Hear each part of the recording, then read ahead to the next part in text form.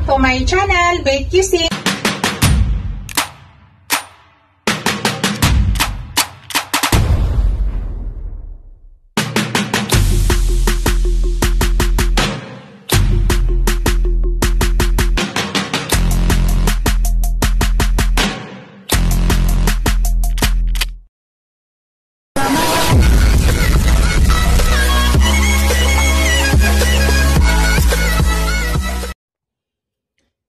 Hello guys, to this video guys ay magluluto ako ng chicken apretada, my own version guys. Yan po yung chicken guys. Hindi ko na pinakita sa inyo pero minarinate ko siya ng 30 minutes. Ang nilagay ko po dyan light soy sauce, ground black pepper, at saka may panglasa akong nilagay dyan. Yan guys. 30 minutes ko siya minarinate para kahit paano mag-absorb na yung lasa. Light soy sauce po yung gamit ko, hindi po dark, para hindi naman maging masyadong brown. Tapos nagayat ko na yung mga ingredients ko guys. Ayan. Maglalagay ako ng carrots, patatas, bell pepper, tapos labuyo at saka siling green. Yung version ko pala guys ay maanghang. Apretadang maanghang. Tapos yan, gagamit ako ng onion at saka garlic. Gagamit ako guys ng kakang gata. Sabi ko sa inyo guys, yung apretada ko is my own version. Gagamitan ko siya ng kakang gata. Tapos yan, gagamit ako ng green peas. Gagamit ako ng tomato paste, ground black pepper. Ang gagamitin ko yung oil guys ay olive oil. Tapos gagamit ako ng asin. Yan lahat guys, ang ingredients na gagamitin ko para sa aking chicken apretada na spicy. My own version. Tara guys, lutuin na po natin. Hello guys, mag-start na tayo pagluto guys na ating chicken apretada. Yan, nagpainit na po ako ng pan.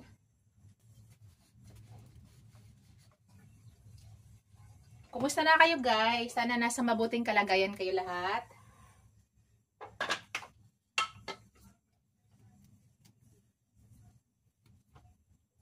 Yan, maglagay na ako ng olive oil. Guys, it's up to you. Kung wala kayong olive, pwede kayo gumamit ng ordinaryong oil. Sa akin, mas ako sa olive.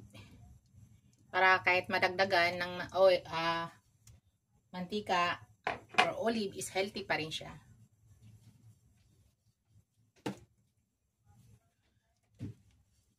Yan. So, ilagay na natin yung ating onion.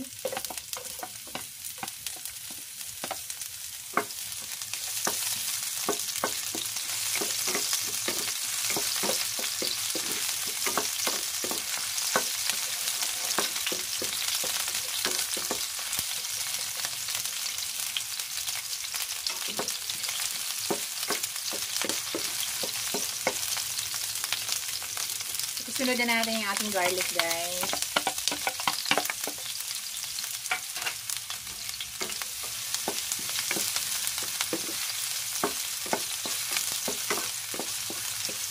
Shout out pala sa aking mga channel members,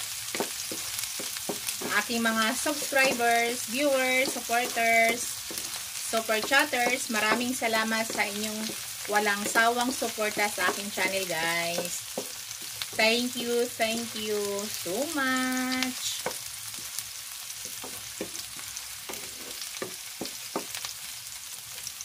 Hindi ko na kayo isa-isahin guys ha. Alam niyo na kung sino kayo. Maraming salamat po sa lahat na sumusuporta lagi sa aking channel. Thank you guys. Next guys, ilagay na natin yung ating chicken. Yung ating sauce guys, hindi muna natin ihalo. Diba minarinate natin kanina. So, yung ating sauce, yung ating pinagmarinitan, hindi muna natin siya isama. So, wag muna. Chicken lang muna ilagay natin. Mamaya na natin ilagay yan. Huwag nyo itapon kasi ilalagay din natin yan mamaya.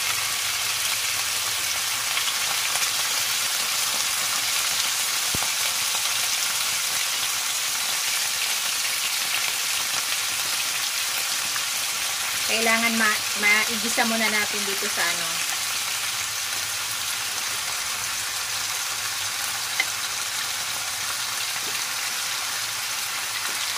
Maigisa muna yung chicken bago lagyan natin siya. Yung part pala ng chicken guys, thigh, legs, at saka wing. Yun po yung part ng aking chicken. Thigh, legs, at saka wing. Hindi po siya buong manok guys. Pinili ko lang po yung part na gusto ko siya i-apretada.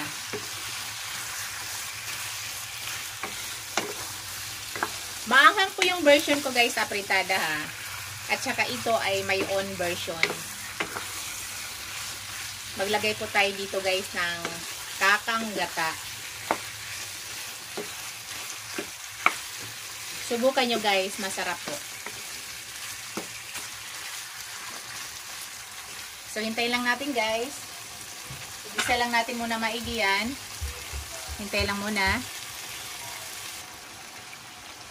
Hello guys.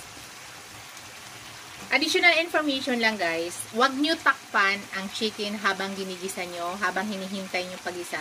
Kasi para hindi siya magkaroon ng tubig. Hindi siya magtutubig. Kasi diba yung chicken guys, ay nagtutubig yan. So huwag nyo takpan. Hayaan lang nyo habang ginigisa nyo, hayaan lang nyo siyang open. Pag medyo matanggal na yung bloody, doon na natin ilagay yung ating pinagmarinitan. So, magisa lang muna siya dyan sa olive oil at saka yung nilagay nating sibuyas at saka bawang. Pag medyo slight na maluto na yung chicken, matanggal na yung bloody niya, pwede na natin ilagay yung ating pinagmarinitan. Pero hindi po siya tatakpan guys. Manatili lang siyang open para hindi siya magtutubig. Hintayin lang muna natin guys. Hello guys, sa ngayon guys, ilagay na natin yung ating pinagmarinitan. Kasi andito po yung lasa guys. Yan, tapos hintayin lang natin yan guys. Manatili pa rin siyang open.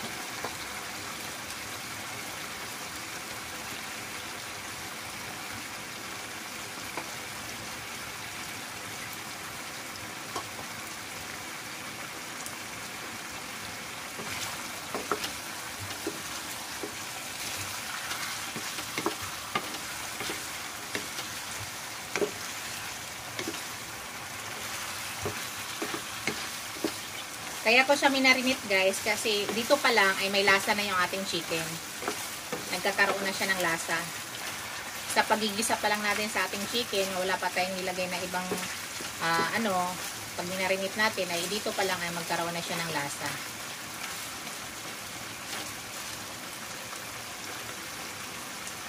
Sa ngayon guys, ilagay ko na yung ating tomato paste. Tomato paste po yung gamit ko guys. At ang ginamit ko ay 150 grams. Tomato paste po yung ginagamit ko.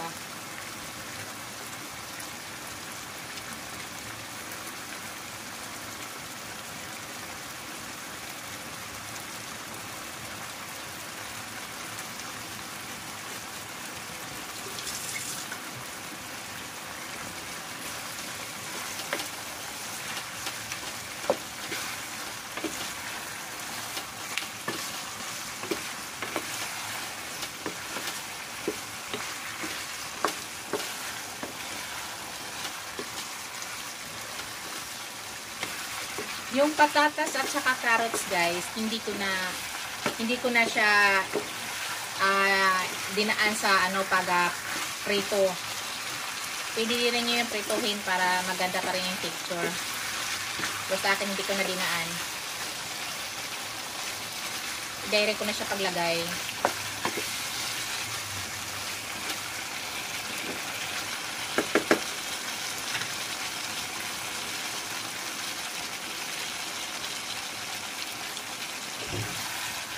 Ang next natin ilagay guys, yung ating gata.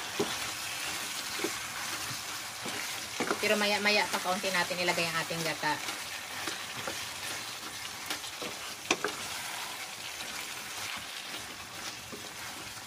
kailangan mag-ano muna siya. Mag-absorb muna yung ating tomato paste sa ating chicken.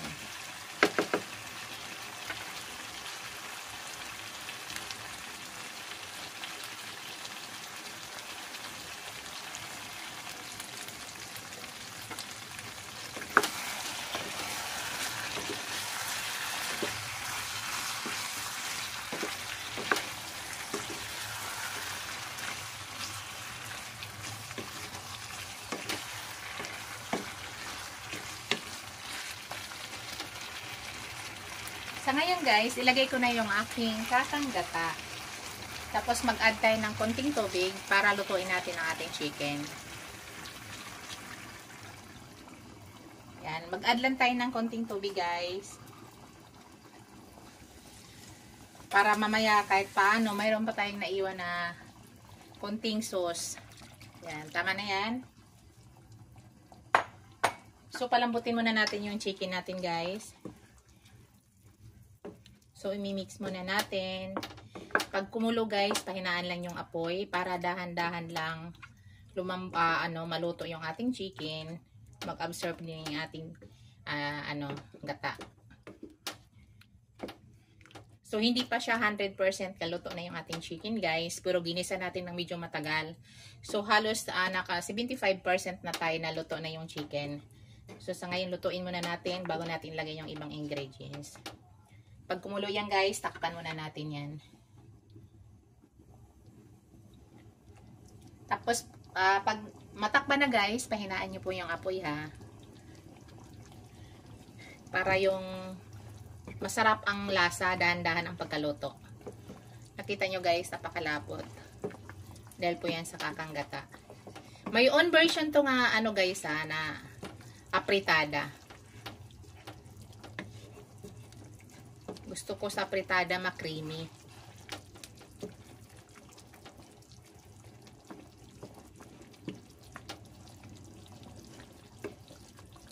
Yan. Sa ngayon guys, kumulo na po siya, 'di ba? Pahinaan na natin. Tapos takpan na natin guys. So after 15 minutes guys, check natin mamaya.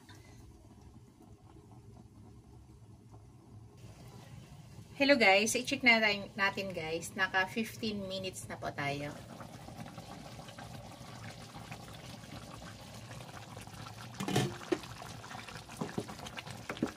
So, ito guys, ay ang ating chicken ay luto na po yan. Yan, luto na po yan guys. So, next guys, ilagay natin yung ating carrots at saka patatas. Ipagsabay ko na guys ang ating carrots at saka patatas. Tapos ilagay ko na yung aking siling labuyo at saka siling green. Kasi nga spicy po yung aking version, so ilagay ko na yan. Para manuot na yung anghang sa loob.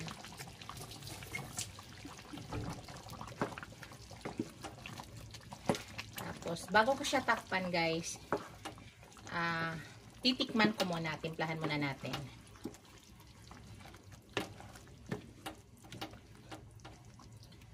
Mahilig ba kayo guys na masarsa yung yung apritada? Masarap guys pag may mga sarsa-sarsa pa, diba?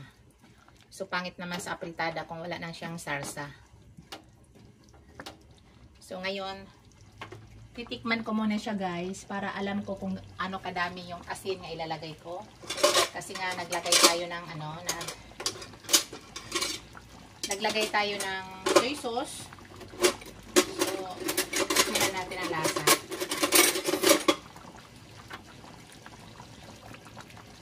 Bago ko siya tatakpan.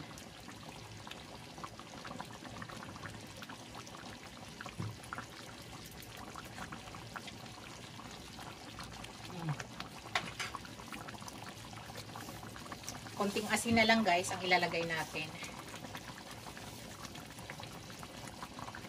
Yan.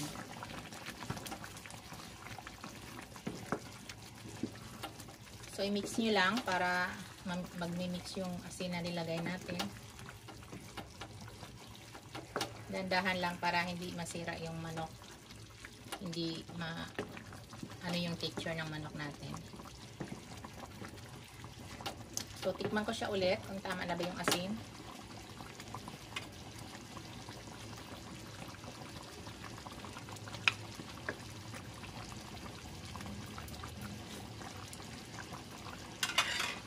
Tama na guys.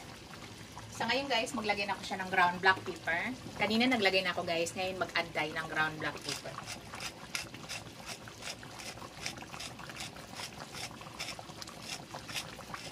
Yung ground black pepper ko pala guys ay buo to. Kami na po ang nagdudurog. Pati yung mga pinong pepper ko, buong paminta ko yan. Mas gusto ko kasi gano'n guys, kasi parang pag bumili ako ng powder, mga derecho powder, parang hindi ko naramdaman yung anghang.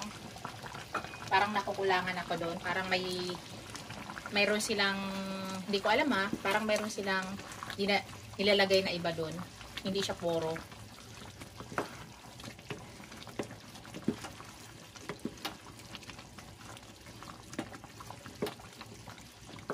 Yung anghang guys ay tama lang. Hindi siya gaano kaanghang. Tama lang po. So, gusto ko naman sa patatas at saka carrots guys ay hindi masyado durog.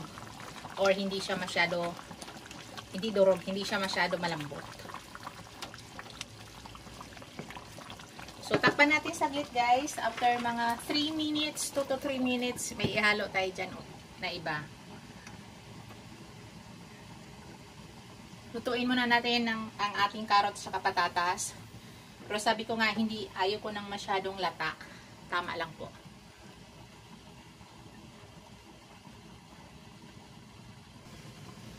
Hello guys, i-check na natin. Naka 3 minutes na tayo.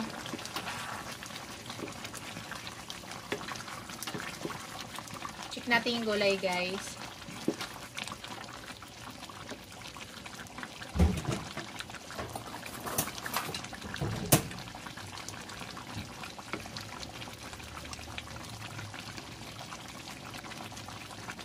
So, hindi pa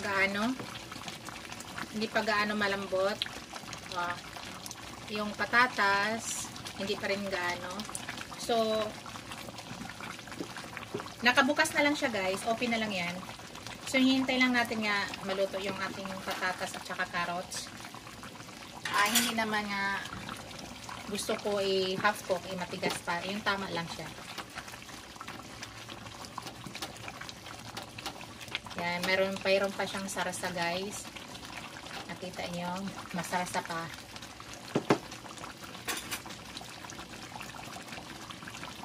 So, ilagay ko na yung aking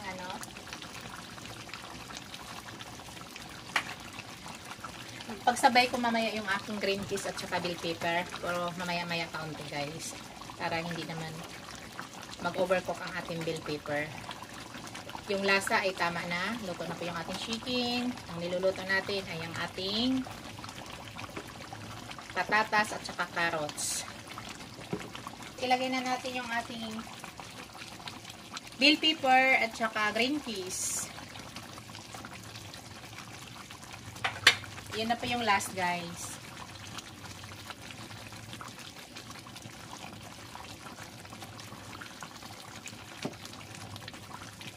So, yung ating green peas, saglit ng lutuin yan. Kasi luto na po yan guys. Luto na pa yan. Yung ating bell pepper, ay sa steam lang yan. Luto na yan.